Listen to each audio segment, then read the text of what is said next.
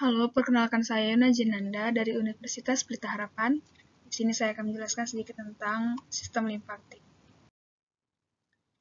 Topik kali ini yang pertama itu menjelaskan komponen dan fungsi utama sistem limfatik, yang kedua organ sistem limfatik, ketiga aliran pembuluh sistem limfatik, dan keempat organ sekunder serta primer sistem limfatik dan penyakit pada sistem limfatik. Sistem limfatik terdiri dari kelenjar dan pembuluh yang bekerja sama untuk mengalirkan cairan getah bening ke sistem peredaran darah. Sistem limfatik termasuk bagian utama dalam sistem kekebalan tubuh. Bila fungsinya terganggu, kerja sistem imun dalam menangkal kuman penyebab penyakit pun akan terganggu. Sistem limfatik tersusun atas cairan atau limfe, pembuluh limfatik yang mentransport cairan limfe, sejumlah struktur dan organ yang mengandung cairan limfatik dan sumsum tulang merah. Sistem limfatik bekerja dalam cairan tubuh yang bersirkulasi untuk membantu pertahanan tubuh melawan agen penyebab penyakit.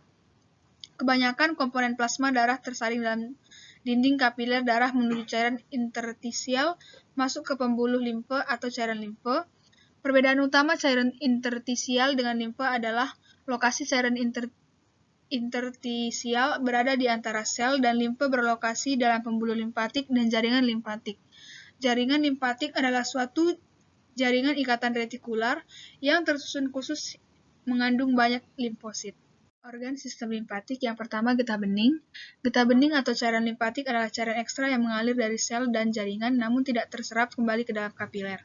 Cairan ini juga berfungsi untuk mengangkut sel darah putih atau limfosit yang bekerja melawan infeksi.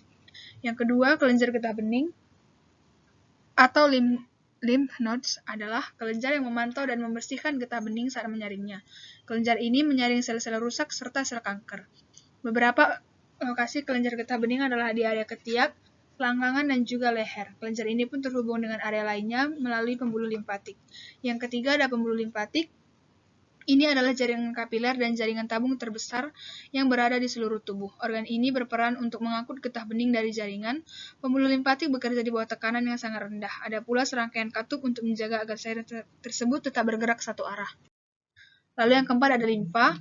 Limfa adalah organ terbesar dalam sistem limfatik, berada di sisi kiri bawah tulang rusuk atau berada di atas perut. Fungsinya adalah untuk menyaring dan menyimpan darah. Yang kelima ada timus. Kelenjar timus sebagai bagian dari organ sistem limfatik dan kelenjar endokrin, letaknya berada di belakang tulang dada. Fungsinya adalah untuk mematangkan jenis sel darah putih tertentu sehingga melawan organisme asing. Selain itu, kelenjar timus juga sudah mulai mengembangkan sistem kekebalan tubuh dari sebelum lahir hingga masa perkembangan anak. Yang keenam ada sumsum tulang belakang. Sumsum tulang belakang adalah jaringan lunak yang kenyal, letaknya berada di tengah tulang tertentu sehingga sebagai contoh, pinggul dan tulang dada. Yang ketujuh ada tonsil. Tonsil atau amandel adalah bagian dari organ sistem limfatik yang berukuran kecil dan terletak di belakang tenggorokan. Sebagai salah satu pertahanan tubuh, fungsi tonsil yang utama adalah memerangi infeksi. Lalu, fungsi utama sistem limfatik itu yang pertama, mengembalikan kelebihan cairan interstitial dan protein plasma dari jaringan ke dalam sirkulasi darah. Yang kedua, mengendalikan kualitas aliran cairan jaringan dengan cara menyaringnya melalui kelenjar-kelenjar limfa sebelum dikembalikan ke sistem sirkulasi. Yang ketiga, mengangkut limfosit dari kelenjar limfa ke sirkulasi darah. Yang keempat, membawa lemak yang sudah terbentuk emulsi dan vitamin yang larut dalam lipid dari usus ke sistem peredaran darah. Yang kelima, menyaring dan menghancurkan mikroorganisme untuk menghindarkan penyebaran organisme itu dari tempat masuknya ke dalam jaringan ke bagian lain tubuh.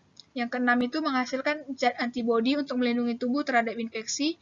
Yang ketujuh, mengeluarkan zat-zat toksin dan debris sel atau sel rusak dari jaringan setelah terjadi infeksi atau kerusakan jaringan.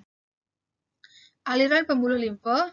Sistem sirkulasi, sistem pompa yang sama juga terjadi pada limfe yang membantu kembalinya limfe ke sirkulasi. Terdapat dua pompa, yaitu yang pertama skeletal muscle pump, yaitu aksi pompa dari kontraksi otot skeletal yang menekan pembuluh limfe sehingga isinya dapat naik dan masuk ke vena jugularis internal dan subclavian.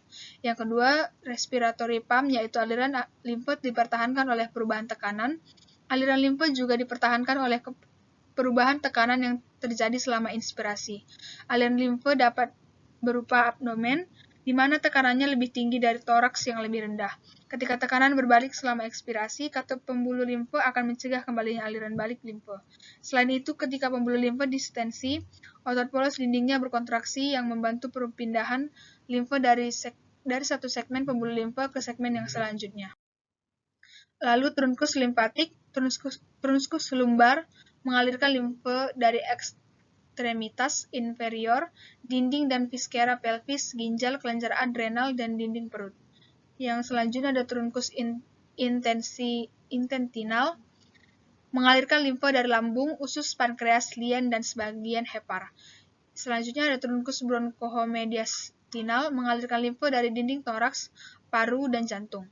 Lalu ada trunkus subclavian, mengalirkan limfe dari ekstremitas unggul. Trunkus jugular mengalirkan limfe dari kepala dan leher.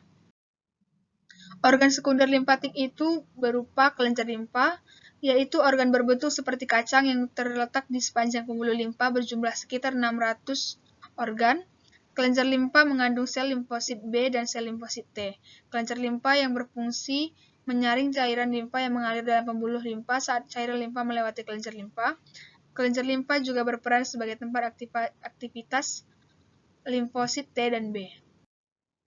Organ primer sistem limpatik yaitu sumsum tulang merah terdapat di dalam tulang pipi dan episi tulang pipa pada orang dewasa. Sumsum tulang merah merupakan tempat pembentukan limfosit. Kelenjar timus terdiri dari 2 lobus dan terletak di bagian atas tulang dada. Tiap lobus terdiri atas bagian korteks dan medula.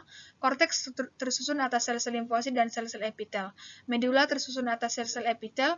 Kelenjar timus memproduksi hormon yang berperan dalam pematangan sel limfosit. Lalu ada gangguan pada sistem limpatik itu. Yang pertama ada limfangitis, yaitu suatu penyakit yang menyerang saluran limfa atau saluran getah bening sehingga terjadi peradangan. Biasanya peradangan terjadi karena adanya infeksi dari bakteri. Yang kedua ada limfoma, kanker darah yang muncul dalam sistem limpatik sehingga dapat menyebabkan pembesaran kelenjar getah bening. Lalu ada limfoma Hodgkin, adalah salah satu jenis kanker kelenjar getah bening. Getah bening atau sistem limpatik terdiri atas kelenjar dan pembuluh yang terbesar di seluruh bagian tubuh sehingga sistem limfatik ini memiliki peran dalam mengontrol daya tahan tubuh. Yang keempat ada limfedema, pembekakan pada tangan atau kaki yang disebabkan oleh sistem penyumbatan limfatik. Sekian penjelasan tentang sistem limpatik, semoga informasi tersebut bermanfaat. Terima kasih.